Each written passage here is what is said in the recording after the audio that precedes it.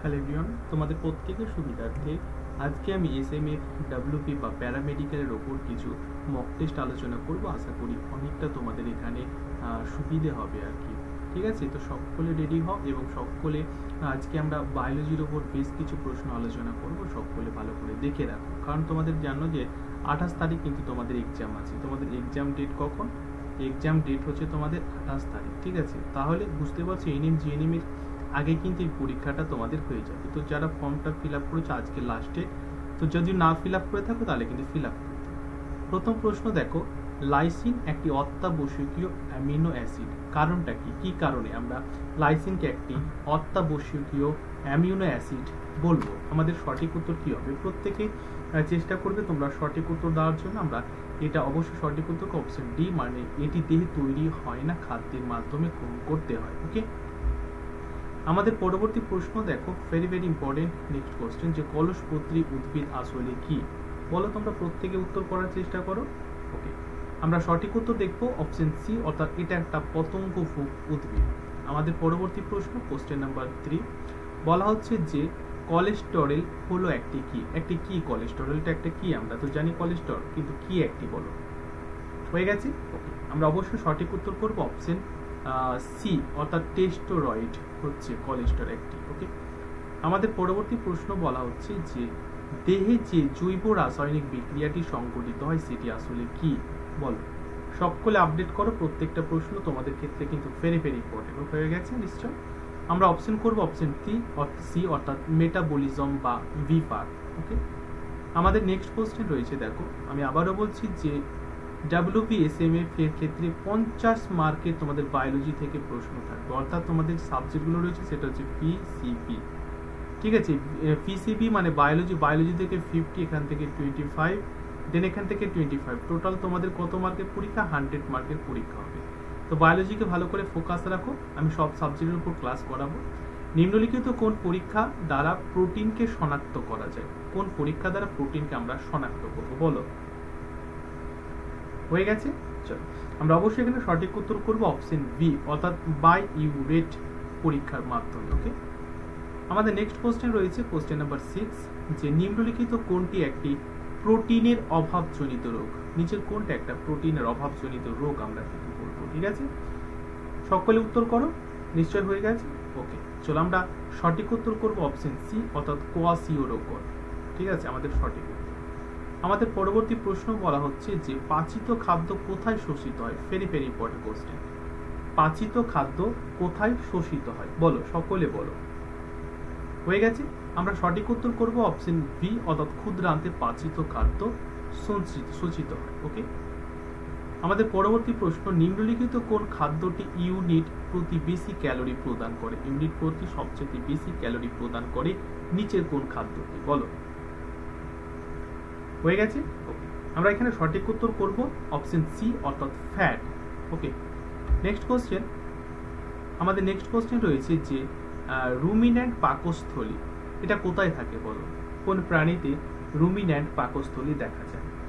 হয়ে গেছে, আমরা সঠিক উত্তর করব অপশন এ, অর্থাৎ গরুতে এটা কিন্তু দেখা যায়। আমাদের নেক্সট কোশ্চেন, যে পাকস্থলীর গ্যাস্ট্রিক গ্রন্থি যে উৎসেচকটি নিঃসৃত করে সেটি কি?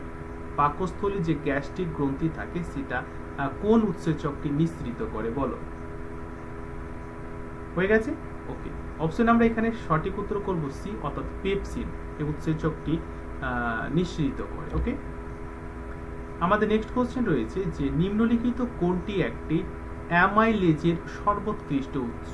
নিচের কোনটাকে অ্যামাইলেজের সর্বোৎকৃষ্ট উৎস বলা হয় বলো? হয়ে গেছে। ওকে, আমরা অবশ্যই অপশন ডি চুজ করবো, অগ্ন্যাশয়কে বলা হয়। ওকে, আমাদের পরবর্তী প্রশ্ন বলা হচ্ছে নিম্নলিখিত কোনটি অতিমাত্রিক মৌল নয়? এখানে নয় বলেছে কিন্তু, ঠিক আছে, ভালো করে খেয়াল রাখবে। নিম্নলিখিত কোনটি একটি অতিমাত্রিক মৌল নয়? চারটা অপশন তোমাদের সামনে রয়েছে, তোমরা অবশ্যই চেষ্টা করবে এখানে সঠিক অ্যান্সারটা তোমাদের কি হবে। এখানে নয় বলেছে, ঠিক আছে, তো নয় কোনটা? অবশ্যই আমরা সঠিক উত্তর করবো অপশন সি, অর্থাৎ এফি। ঠিক আছে, তো এফি মানে কি আমাকে বলো, কমেন্ট করো তো দেখি কে কে পারছো। এফি মানে কি? এফি মানে কার সংকেত? ঠিক আছে, এক কথা হচ্ছে কিসের সংকেত? এই সংকেতটা কিসের? এফি। আমাকে কমেন্ট করো, দেখি কে কে পারছো। ওকে, দেখো আমাদের পরবর্তী প্রশ্ন রয়েছে, নিম্নলিখিত কোনটি পরিণত মানবদেহের সর্ববৃহৎ গ্রন্থি?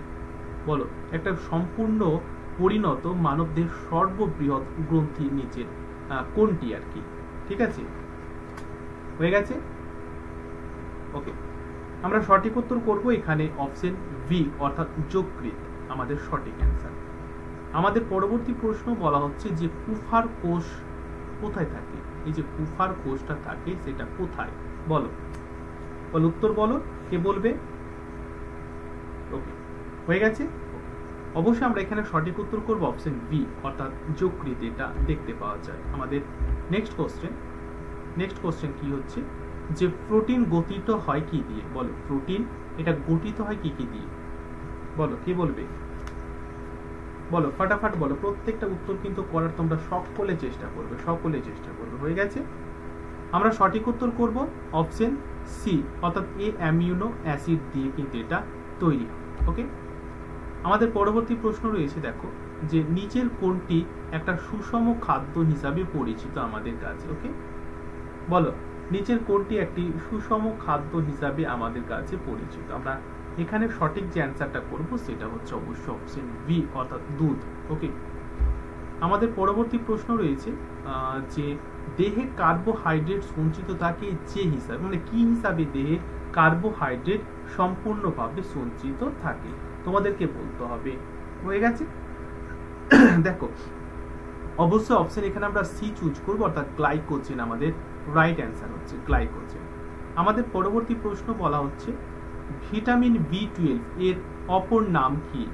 ভিটামিন বি12 অপর নাম বা তার রাসায়নিক নাম কি আমরা কি বলবো? ভিটামিন বি12 বলো।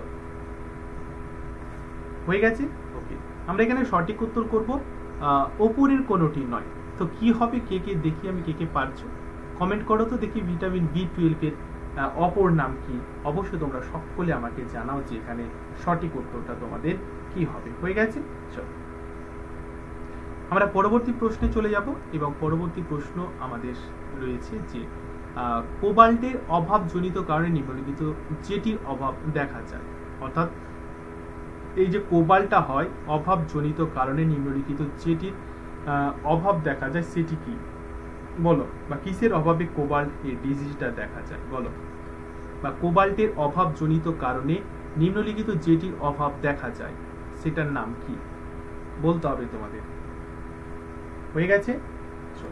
আমরা অবশ্যই এখানে যে সঠিক উত্তরটা করব সেটা হচ্ছে অপশন সি অর্থাৎ বি12, ভিটামিন বি12 আমাদের সঠিক অ্যান্সার হচ্ছে। ওকে, আমাদের পরবর্তী প্রশ্ন প্রয়োজনীয় অ্যামিনো অ্যাসিডকে আমরা কি বলবো? বলো, প্রয়োজনীয় অ্যামিনো অ্যাসিডকে আমরা কি বলবো?